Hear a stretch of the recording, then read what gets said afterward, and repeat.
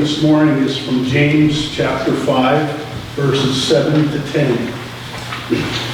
Therefore be patient, brethren, until the coming of the Lord. See how the farmer waits for the precious fruit of the earth, waiting patiently for it until it receives the early and latter rain. You also be patient. Establish your hearts, for the coming of the Lord is at hand. Do not grumble against one another, brethren, lest you be condemned. Behold, the judge is standing at the door. My brethren, take the prophets who spoke in the name of the Lord as an example of suffering and patience. The second scripture reading is from Matthew chapter 11, verse 2 to 11.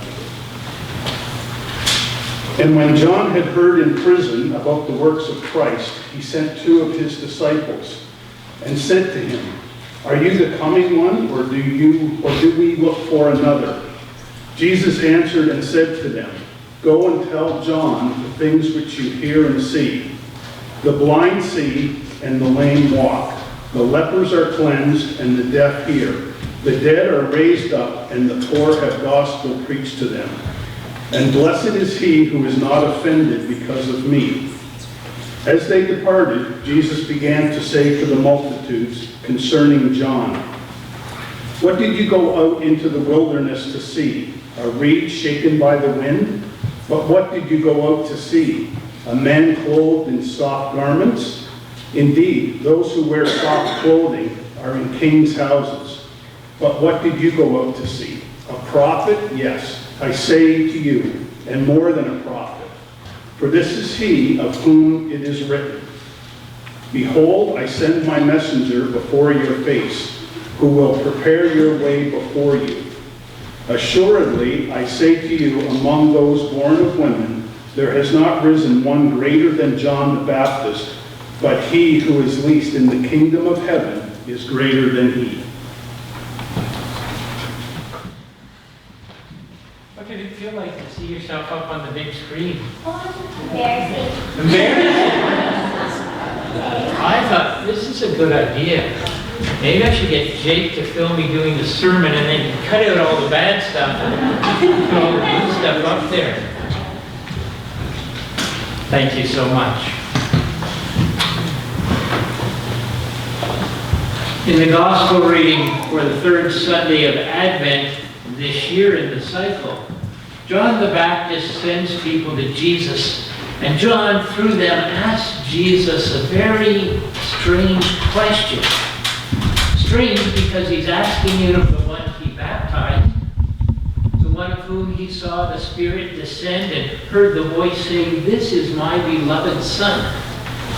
Listen to him.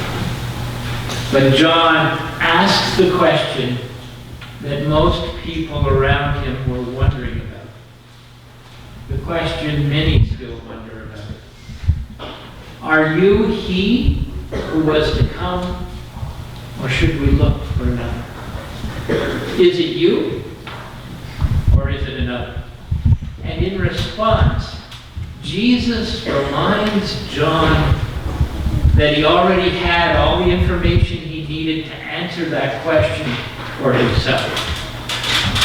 John, what do you hear?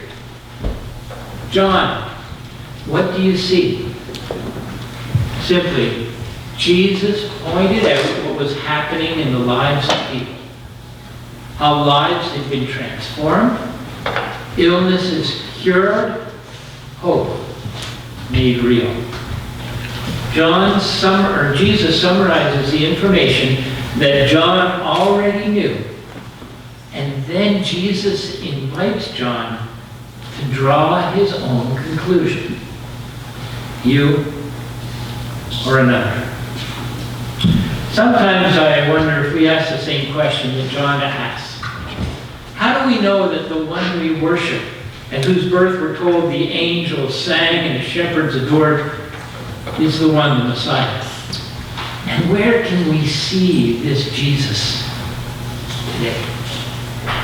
Advent gives us the opportunity to exercise eyes of faith so that we can learn to look for the Christ in the people we know and in the circumstances of our world.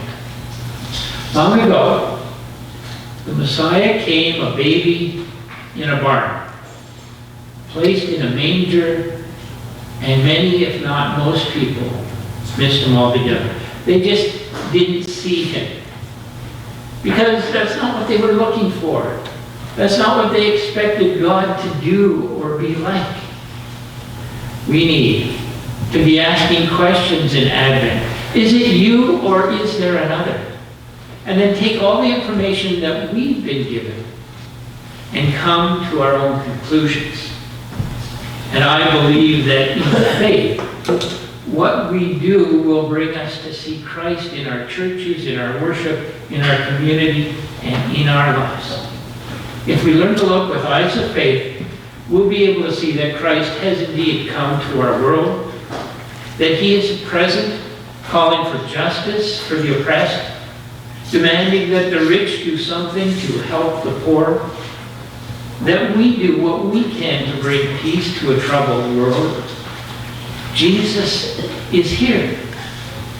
We need to put it together to see him.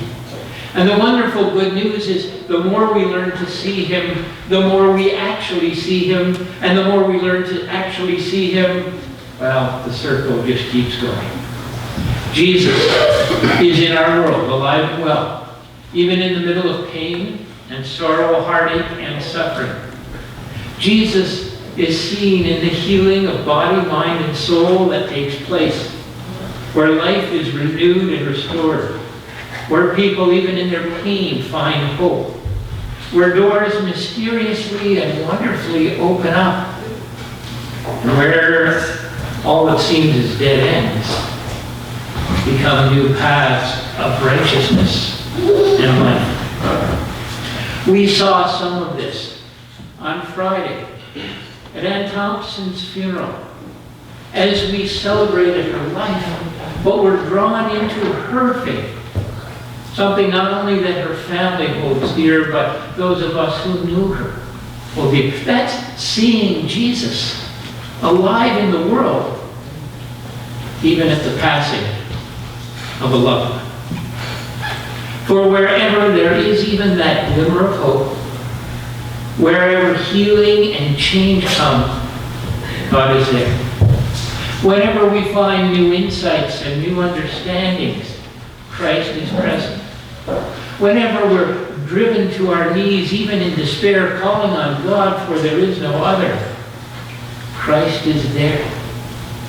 Where the issues of life and faith hit head-on, wherever God's word is taken seriously, wherever fervent prayers are offered, wherever people are longing for more, hungering for righteousness, for something to fill the emptiness, wherever communities of faith wrestle to determine God's will and what he's saying to them through his word, what God is calling them to do and to be, God is there.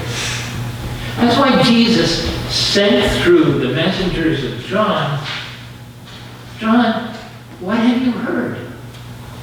What have you seen? And John, based on what you've heard and seen, what conclusion do you come to? You or another? John knew how to answer that question. And so do we. As we come to see Jesus in our lives and circumstances, in our own situations and struggles, as we look for him in all of life, we find that he is there. So we don't have to worry. Is it you or another? The colors and lights and joys and celebrations of the season, the busyness and the activities, surrounded by all the familiar sights and sounds and smells of Christmas, invite us to see Jesus with eyes of faith, as we already have seen him, and to hear his presence calling. For God is with us. Thanks be to God. Amen.